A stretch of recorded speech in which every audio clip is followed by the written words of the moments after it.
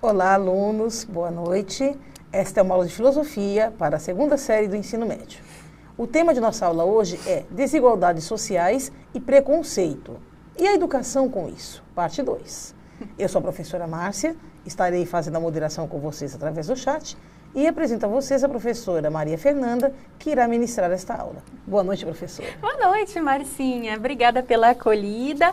Boa noite, segundo médio. Bom, escusado dizer que é um prazerzaço estar aqui com todos vocês. Sejam bem-vindíssimos, como sempre. Os professores também sejam muito bem-vindos. Os saúdo com muita honra, com muita alegria. Hoje é dia de filosofia no Centro de Mídias, então nós vamos juntos prejudicar a tolice e a laddeleza e vamos tentar juntos percorrer um caminho interessante, né? Bom, vocês devem estar lembrados que na quinta-feira passada, nós começamos a conversar sobre educação. Daí, então, eu vou contar para vocês qual é a habilidade de hoje, que é expressar por escrito e oralmente a relevância da educação para a superação de preconceitos e desigualdades sociais, no bojo do conteúdo de filosofia, política e ética, filosofia e educação. Vamos lá, vamos dar o start, assim, o pontapé inicial do nosso encontro de hoje. E a gente vai começar retomando um pouquinho do que a gente conversou na semana passada. Se vocês se lembrarem bem e puxarem pelo fio da memória, vocês vão lembrar que semana passada a gente fez um esforço conjunto para definir o que era preconceito, né? Dentro da perspectiva de um autor, um filósofo italiano chamado Norberto Bobbio. Então, a gente tinha feito assim, um recorrido, né? Um percurso em que a gente foi aos pouquinhos tentando entender como é que o Bobbio definia, né? O que era preconceito até chegar na discriminação e na maneira como os preconceitos, né, da maneira como as desigualdades sociais são acrescidas de camadas de preconceito até que a gente chega numa situação de vulnerabilidade, marginalidade, discriminação, enfim, né? Essas eram as ideias que a gente tentou traçar na semana passada pensando na teoria do Norberto Bobbio. E, se bem me lembro, nós tínhamos terminado o nosso último encontro dizendo assim, o Bobbio, ele coloca que os preconceitos, eles nascem, eles têm um lugar onde eles nascem, onde eles são gestados e paridos. E este lugar, diz o Bobbio, é a cabeça humana. Bom, então, se os preconceitos nascem na cabeça humana, coloca o Bobbio, é aí que nós temos que combatê-lo. E aí eu lhes pergunto, que lugar melhor, que lugar mais privilegiado para falar sobre o que vai pela cabeça humana do que a escola? Por isso que hoje a gente vai falar um pouquinho sobre escola e um pouquinho sobre educação. Para a gente começar, eu queria ouvir vocês. Contem no chat se vocês quiserem, né? Se puderem, contem aí no chat. O que você entende por educação? No fundo, eu estou perguntando assim, como você definiria a palavra educação? Eu sei que não é uma tarefa fácil fazer essa definição. A gente poderia colocar uma arena e os autores se degladiando, defendendo posições sobre educação e assim. Acho que a gente não chegaria num consenso. Daí eu estou pedindo um negócio meio desleal para vocês. Mas vamos fazer dessa deslealdade, vamos fazer do limão uma limonada, não é? Vamos sim. ver as ideias que aparecem aqui no chat. Daí a gente já conversa, combinado? Olha só, já tem bastante interação, professora Fernanda, o chat já está aberto direto. Então vamos lá. Então tá diretão aqui, vamos lá. Professora Zilda, obrigada, professora, pela sua participação. Ela fala aqui, passa de pai para filho, né? Através da oralidade. Passa de né? pai para filho. Muito bem. É uma perspectiva. Sim.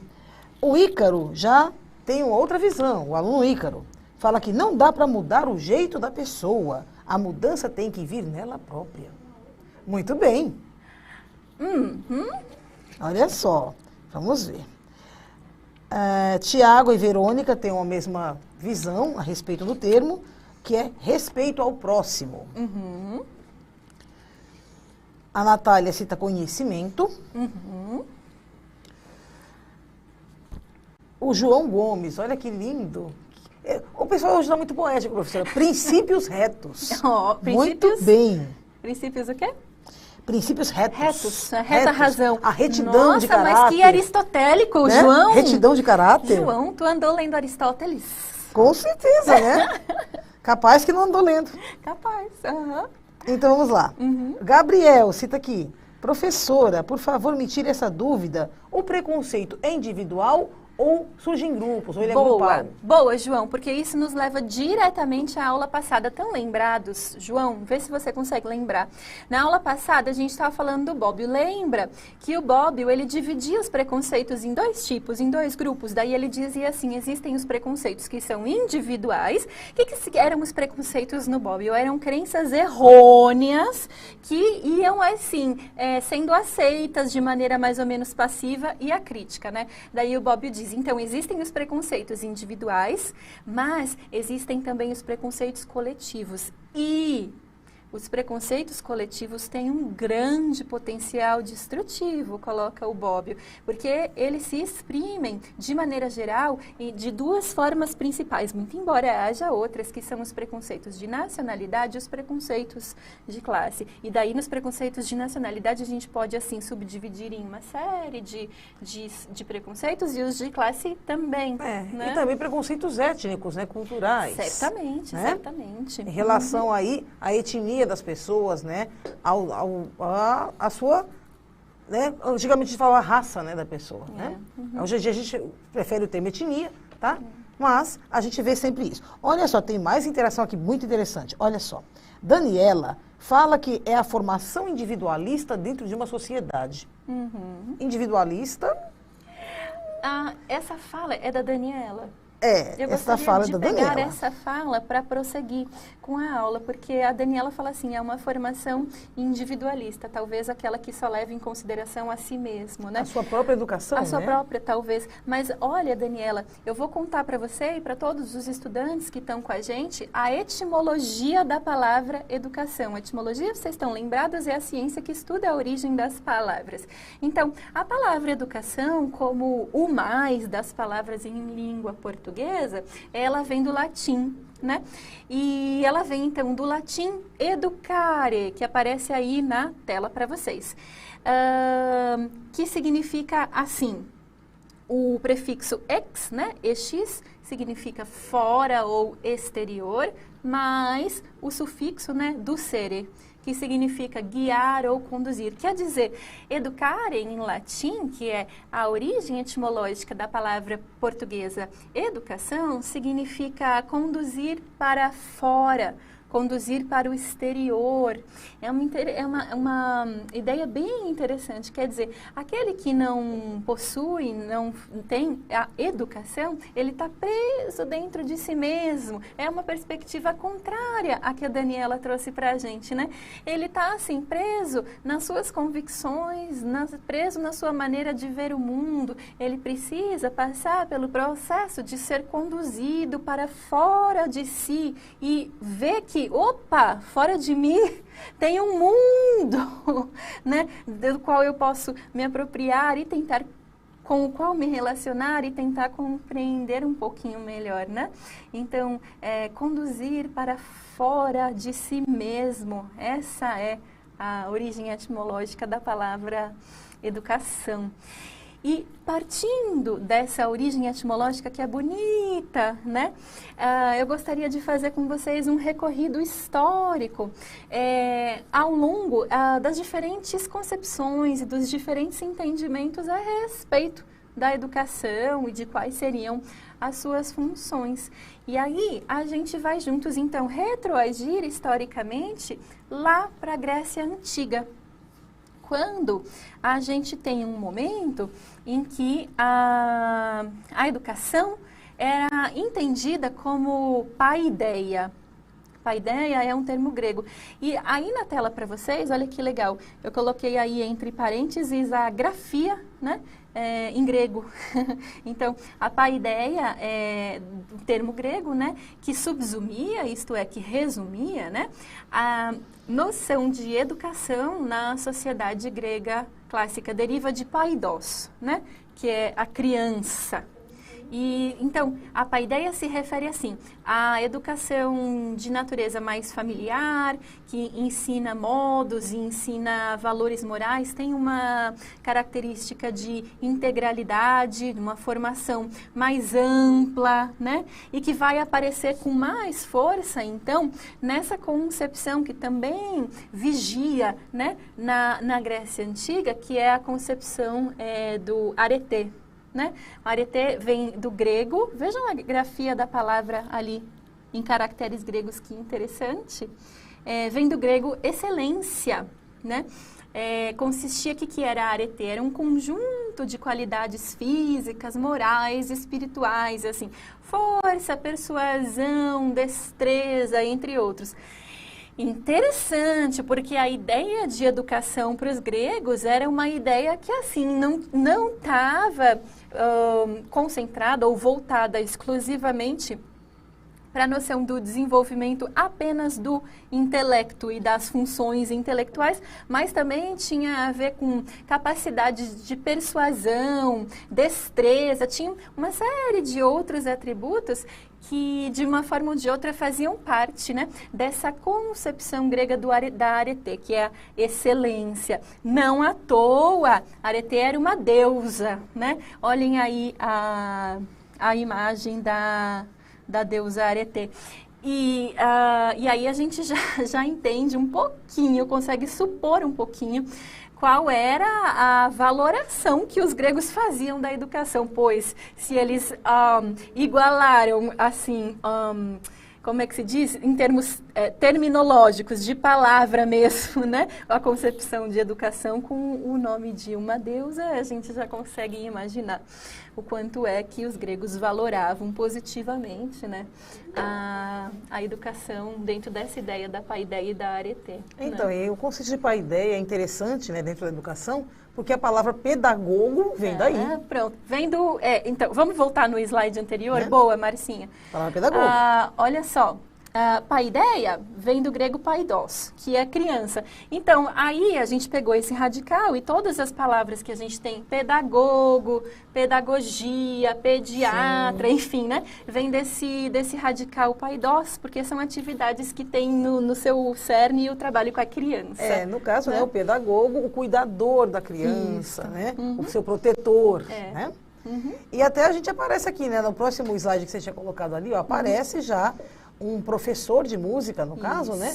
Acompanhando, no caso, um pedagogo, acompanhando o seu aluninho ali, ó, ou seja, cuidando daquela criança. É isso, Marcinha. E aí, por que eu coloquei essas imagens? Porque, olha só, a primeira, que é o Doríforo, né, do Policleto, é um ideal de excelência humana. Vejam, o corpo do Policleto esculpido, construído à base de muita disciplina, né? A base de muito autocontrole, né? Enfim, que subjaz aí na ideia da excelência, né? Grega. E do lado, a Marcinha já cantou a bola pra gente, tem um jovem recitando poesia acompanhado de um músico, porque recitar poesias e apreciar poesias também fazia parte da educação de excelência. E a questão da música, o conhecimento desde pequeno com a música. Exatamente, a música fazia parte, é isso mesmo. Vejam que rol interessante, né, de atividades, enfim, que estavam incluídas nessa noção grega de educação, que era uma noção que mudou muito conforme a história da humanidade. O rio do tempo foi correndo, né? Gosto da imagem do rio, né?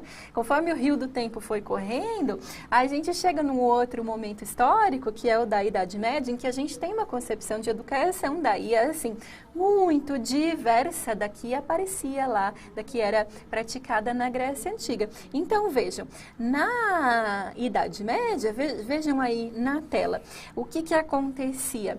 E muitas escolas, elas se localizavam em mosteiros, igrejas ou em paróquias, né? Sim. E a gente sabe, né, pelas aulas de história, a gente sabe a força, o controle que a Igreja Católica exercia sobre corpos e mentes, né, no período da Idade Média. E por esta razão é que os responsáveis pelas aulas nas escolas eram clérigos, eram padres, eram bispos. Eles atuavam como professores e, ao mesmo tempo, eles ensinavam as Sagradas Escrituras. Né? Sim.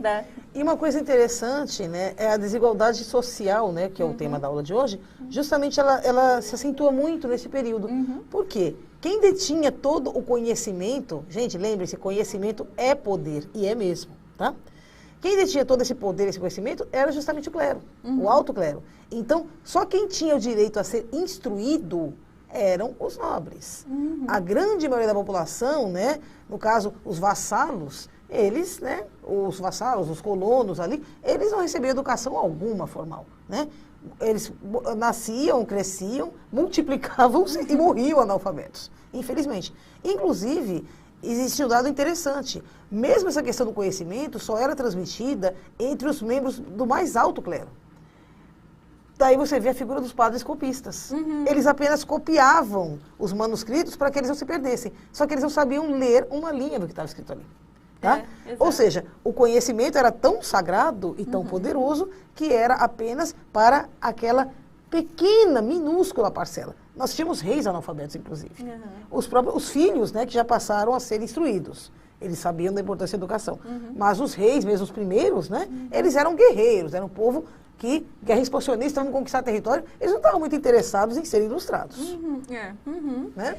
Aí, assim, só para vocês terem uma ideia, né, de como que estava configurada essa educação na Idade Média, assim, havia dois grandes grupos, digamos assim, né, de conhecimento. O primeiro se chamava Trivium. E por que ele se chamava Trivium? Porque ele trazia 3 conhecimentos que eram entendidos assim como básicos, que eram a gramática, daí do latim, porque a gente está falando do período da Idade Média, né? Em que o latim era ainda valorado, né, como língua por excelência. A retórica, a arte do bom discurso, né, da persuasão, enfim, e a lógica. E o quadrivium, que era esse segundo conjunto de conhecimentos, e que se chamava quadrivium porque estava composto por conhecimentos que eram considerados como mais avançados. E então compunham ali o quadrivium a aritmética, a geometria, a música e a astronomia, que em relação aos 3 primeiros, que eram de natureza mais básica, compunham já um avanço bastante grande, né, em termos de educação. Que era questão de ilustrar mesmo, né, os nobres, né? Sair daquela coisa meio ogro, né? Olha, eu sou um grande estrategista, militar, guerreiro, meu exército é avassalador, todo mundo morre de medo de mim, já vou sair conquistando um monte de território. Só que eles precisavam dessa fineza. Os pais já não, mas eles sabiam que para que o seu filho pudesse governar bem e poder manter todo aquele reinado, ele precisaria o quê? Da educação, da ilustração. Daí eram contratados, né, professores para dar aula direto no palácio, que geralmente eram clérigos, né? Ou os filhos eram conduzidos aí até os conventos e ficavam lá, né, internos no convento, né, nos colégios internos lá, até, né, assumir o trono, até a maioridade. Aí a gente vê aí na tela uma pintura, né, representando uma escola no século XIV. Aí fica bem explícito para a gente a localização dessa escola, né, dentro de uma paróquia, me parece, né, e ali naquela estrutura que lembra um púlpito, tá ali um religioso, né, da cúpula, digamos assim, né? Passando os seus ensinamentos. Ele seria um bispo, né? Algum bispo ou um cardeal. Talvez, né? Passando os seus ensinamentos. Olha que interessante dessa imagem, professora, essa questão aí dessa cátedra, onde ele está, né? Proferindo a sua aula, né? E os alunos ali observando. Esse sistema de cátedra, gente, ele existiu, funcionou aqui no Brasil até a década de 50, 60. Ainda existia, né, nas faculdades, principalmente nas faculdades, mas também nas escolas públicas, uma cátedra, ou seja, né, tinha uma espécie de um tablado de madeira mais alto, onde a mesa do professor era colocada ali, e o professor dali ele tinha até uma visão maior da sala e colocava esse professor justamente numa posição acima, ou seja, ele é o mestre, master, né? Ele está acima dos alunos. Inclusive, fisicamente, ele era colocado acima para demonstrar a superioridade, exatamente, talvez que eles queriam dizer do intelecto, né? Sim. E aí, essa imagem que a gente está vendo, ela é de uma escola no século XIV e não à toa eu selecionei essa imagem do final da Idade Média, porque aí a gente já vai então começar a conversar sobre a escola que sofre modificações, transformações absolutamente profundas na sua estrutura, na sua concepção, nas suas funções, quando a gente adentra o período histórico da modernidade, né? E a modernidade, ela está representada, digamos assim, por alguns eventos históricos de envergadura, de importância, assim, absolutamente gigantesca, incontestável, como é o caso, por exemplo, da formação dos Estados-nação, quando os países começam a se unificar, as regiões começam a se unificar e se tornarem Estados-nação, não é? O iluminismo, em que acontece uma revalorização, né, dos clássicos, quase que opondo, como dizendo, estamos aqui acendendo as luzes de novo que tinham passado, as luzes do conhecimento que tinham passado tanto tempo no escuro, nas trevas durante a Idade Média, dizem os iluministas. Sim, os iluministas, né, são muito importantes nesse período do Renascimento aí, né? Exato. Justamente trazendo essa questão da educação laica, né? Afastando essa questão da educação do clero, da igreja, porque o clero ele entra em franco declínio a partir daí, esse poderio do clero, e aí a gente sai daquela noção, né, medieval de teocentrismo, Deus como centro do universo, e passamos então a uma visão, né, de antropocentrismo, ou seja, o homem como centro do universo, o senhor do seu destino, né, capaz de modificar aí a humanidade, né, capaz de modificar o mundo ao seu redor. Isso, exatamente, é isso. E daí, então, surgem as ideias sobre educação laica, né, uma educação, portanto, separada dos dogmas, das doutrinas, né, religiosas, enfim, da igreja. E daí, eu convido vocês, aqueles que se interessarem um pouquinho mais por esse tema, a procurarem teóricos que estão produzindo, né, nesse período da modernidade, embora um pouquinho afastados temporalmente, né? O Comênios, o Rousseau e o Pestalozzi. Muito embora, pessoal, se vocês forem fazer uma pequena investigação, uma pequena pesquisa sobre esse tema, vocês vão se deparar com muitos outros nomes, né? Aqui, na verdade, eu deixo estes três, o Comênios, o Rousseau e o Pestalozzi, apenas como uma sugestão, talvez, assim, um pontapé inicial para aqueles que se interessarem para ver esse tema mais detalhadamente, mais profundamente, iniciarem as suas buscas, tentando entender um pouquinho, então, qual a visão que o Comênios, né, um moderno, né, o Rousseau, um moderno, e o Pestalozzi, também moderno, afastados um pouquinho temporalmente, mas quais as visões que eles tinham a respeito da educação e a respeito da escola, porque são visões muito próprias da modernidade, muito próprias, portanto, do tempo histórico em que eles estão inseridos, em que eles estão vivendo e que diferem, assim, radicalmente, abissalmente das concepções que havia, que vigiam, né, na Idade Média e anteriormente na Antiguidade Clássica. Quando acontece a Revolução Industrial, lá no finalzinho do século XVIII, primeiramente na Inglaterra, depois vai se espraiando por toda a Europa, né? O que acontece? As escolas, elas começam a receber um número, assim, muito crescente, exponencial de estudantes. E vocês conseguem imaginar por que a Revolução Industrial traz como um dos seus corolários, uma das suas consequências, a expansão, assim, gigantesca no número de estudantes sentados nos bancos escolares? Por quê? Assim, se eu dissesse para vocês, pessoal, uma hipótese rápida, por que a Revolução Industrial causou um aumento exponencial no número de alunos sentados nos bancos escolares? 1, 2, 3, já. Vamos ver uma hipótese no chat. Vamos lá. Olha só, a professora Maria Madalena está pedindo, né, para a gente mandar um oi, um abraço especial, né? Oi, Maria. Para os alunos da Escola Estadual Dom Tarcísio. Oh, Escola Estadual Dom Tarcísio. Olá, Escola Dom Tarcísio, beijos. Boa noite, beijos para vocês e para a professora também. Vamos lá, gente. O que tem aqui de... Olha só, proibição do trabalho infantil, é citado pela Fabiana. Proibição do trabalho infantil, Muito bem. mas a gente precisa ver bem direitinho, porque no início da Revolução Industrial... Ainda não. Ainda não, né? Uhum. Né? Aí, a Laís, né?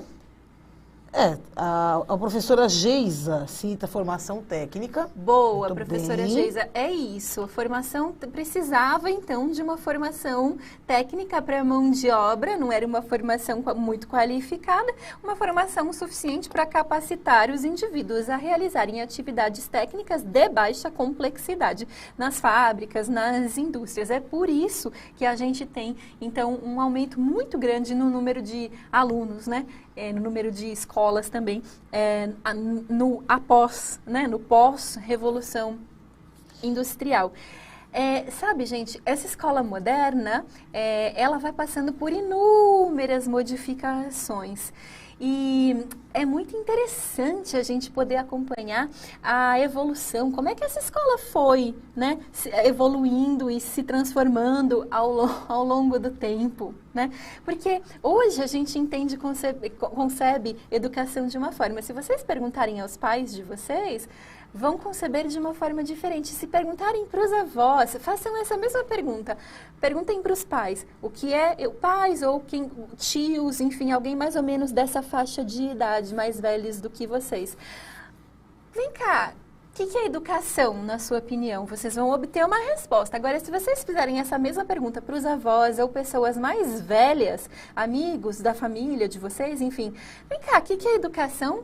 Vocês vão receber outra resposta. É uma atividade, assim, é bem interessante, né? Porque as concepções de educação durante a modernidade, elas foram mudando muito. E a gente consegue acompanhar isso no testemunho histórico, no testemunho material, né, dessa educação. Para a gente entender um pouquinho isso, para ilustrar, na verdade, um pouco isso, que eu queria convidar vocês a fazerem comigo um passeio pelo site do Centro de Referência em Educação, é o CRE Mário Covas. O Centro de Referência em Educação, que vocês estão vendo aí na tela, tem várias atividades super interessantes, mas o site, gente, é extremamente rico. Se vocês quiserem, tirem um print da tela, para depois vocês acessarem com mais calma, no conforto da casa de vocês, né? Então, a gente tem aqui, ó, nas categorias, nos links aqui do lado, né? A gente tem histórias de escolas estaduais paulistas, a gente tem uma exposição virtual, a escola pública e o saber. Nessa exposição virtual, gente, a gente vai encontrar um montão de objetos e explicações desses objetos que faziam parte do cotidiano da escola nesse momento, nos diferentes momentos que a escola foi passando ao longo do tempo. Aí, se a gente põe o nosso cursor aqui, né, exposição, a escola pública e o saber, aí a gente vai aqui e escolhe o ícone, o link objetos, né? A gente vai poder ver fotos e explicações de objetos que compunham a mobília da escola, os instrumentos que eram utilizados para escrever, os suportes utilizados para ensinar, os documentos que tinha nessas escolas e os objetos pessoais, né? Se a gente clica aqui em objetos pessoais, tem um que eu acho que vocês já ouviram falar, mas talvez nunca tenham visto. Eu mesma nunca tinha visto até que eu vim fazer essa visita nesse site. Já ouviram falar em palmatória? Olha aqui o que é uma palmatória. Estão vendo esse objeto assim? Tem essa ponta pesada, né? De madeira. Gente, para quem já ouviu falar nisso, me contem, para que servia uma palmatória na mão de um professor numa escola dos anos, o quê? 40, 50. Vocês sabem, gente? Ponham aí no chat quem sabe. O que o professor fazia com uma dessa na mão? Olha, a Brena, castigo. Castigo. Muito bem. Castigo, era isso. A Sara Rebeca, bater no aluno. Bater. Mas era bater A aonde? Emily, Por que bater que chamava? na mão. Na mão, por isso que chamava palmatória. Imaginem isso. O aluno fazia alguma coisa que o professor não gostava, né? Alguma malcriação, assim, né? Falava um nome feio. Aí o professor dizia, estende a mão. Para levar bolo. Bolo. E assim, a quantidade de bolos variava. Variava. Se De você acordo fizesse... com a infração, era mais bolos na Se mão. você fizesse uma coisa muito grave, era 10 palmadas fortes na mão com a palmatória, né? Esse é um objeto que a gente vê aqui no site, né? Do centro de referência. A minha mãe ainda pegou essa fase. Ai, sua mãe A minha mãe. tomou palmatória? Palmatória, caroço de milho, ajoelhar em cima do caroço de milho, atrás da porta, Então, olha, gente, vamos pensar juntos. Coisa louca, assim, que concepção de educação é essa que pune o aluno corporalmente? É uma certa concepção que não é a que a gente tem hoje. Ainda bem, né? Ainda bem. Na minha época ainda tinha, viu, essa concepção de...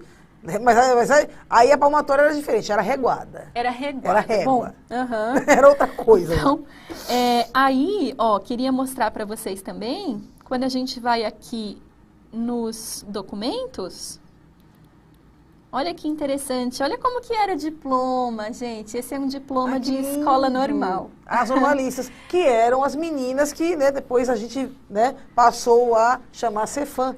Nosso magistério. O curso normal, antigamente, era a mesma coisa que o magistério. Era quando nós formávamos, né, as mocinhas para dar aula para as crianças pequenas de 1ª a 4ª série. E aí, olha só que legal. Nessa parte aqui, ó, gente, dos instrumentos de escrita, ó, antigamente, né, se escrevia com aquela caneta em formato pena. Esse é o tinteiro, onde molhava a pontinha da caneta. Você acredita que eu ainda tenho? Você tem um tinteiro em casa? Não, eu tenho o bico de pena e o mata-borrão. Bico de pena. Deixa eu ver se eu acho. Eu tenho o mata-borrão também. Gente, vocês sabem o que é caneta bico de pena? Deixa eu ver se eu acho. Maravilhoso. Aqui, ó lá. Tá vendo? Vocês estão vendo o meu mouse? Tem um mata-borrão ali que não dá pra ver. Tem um mata-borrão. Aquele pedacinho ali de papel, estreitinho ali, ó. Que tá bem clarinho, quase não dá pra enxergar. Mas tem ali uma filipeta de papel mais grossa. Isso é chamado mata-borrão, gente. Que era para tirar o excesso de tinta, para não borrar. Porque às vezes borrava mesmo, né? Então, para chupar aquela tinta que ficava no papel, evitando que grudasse nas outras folhas, a gente arrancava um pedacinho do mata-borrão ali. E chamava caneta bico de pena porque olha que fininho a fininha pontinha dela. Porque antes, né, gente, quando não existia, assim, a indústria, né, para fabricar essas canetas de metal, fazia, assim, com pena de aves mesmo, né? Aí pegava aquela parte mais durinha da pena e esculpia na forma bem fininha para poder molhar a ponta dessa pena na tinta para poder escrever com um traço fininho. Gente, ó, nesse site, vocês vão encontrar, assim, uma infinidade. Ó o mata-borrão aqui, Marcinho. Eu tenho. Né? Meu pai tinha, e eu tenho porque eu ainda uso. De vez em quando eu gosto de desenhar, né? Pessoas de arte, né? Gosto de desenhar com bico de pena. E aí, às vezes, para dar aquele efeito, mas até para esfumar também. Até para esfumar. Eu uso um pouquinho para dar aquela, né? Aquele efeito mais sombreado. Exato. Então, gente, assim, para conhecer mais sobre educação, ideias sobre educação, como se fazia a educação, acessem esse site do Centro de Referência em Educação Mário Covas. É super, super rico, vale super a pena. Tenho certeza que vocês vão ficar encantados. Outra coisa que é linda, que eu adorei, que eu vi, menina, cartilhas antigas. Sim. As cartilhas.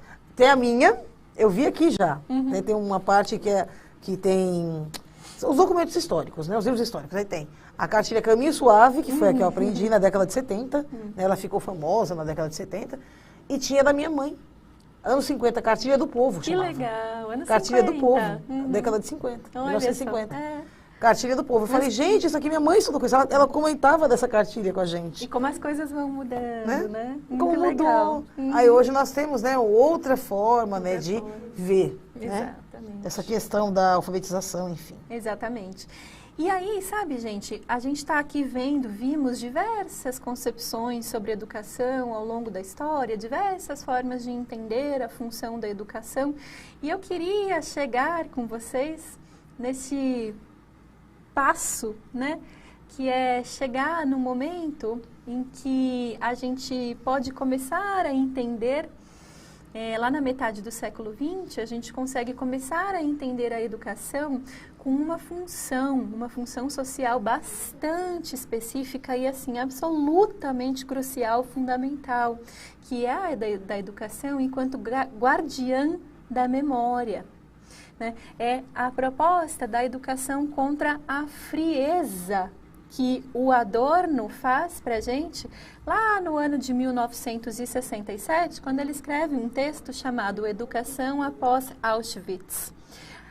Auschwitz foi um campo de concentração, né, que ficou ativo durante o Holocausto, né, na Alemanha, e aí o Adorno fala assim, olha, depois do que a gente vivenciou, depois do Holocausto, depois da Segunda Guerra Mundial, a gente não pode continuar achando que educação só serve para ensinar as pessoas a trabalharem e a terem atividades técnicas. Não, educação tem que ter uma função mais profunda até do ponto de vista ético do que essa. E aí ele propõe, então, a educação contra a frieza. E da pena do Adorno sai o seguinte texto. A exigência que Auschwitz não se repita é a primeira de todas para a educação. Qualquer debate acerca de metas educacionais carece de significado e de importância frente a essa meta. Que Auschwitz não se repita, que o Holocausto não se repita. Ela foi a barbárie contra a qual se dirige toda a educação. O nazismo, diz o Adorno, foi a barbárie contra a qual a educação tem que se dirigir. Educação como guardião da memória, não esqueçamos para não repetir. Exatamente. É o recado que o Adorno está deixando para a gente. O Adorno vai, assim, muito como um trem atropelando, e ele localiza bem esse atropelo, é o Holocausto, né? É o nazismo. Talvez, se a gente se colocasse hoje no papel do Adorno, como quem está olhando para a educação, com olhares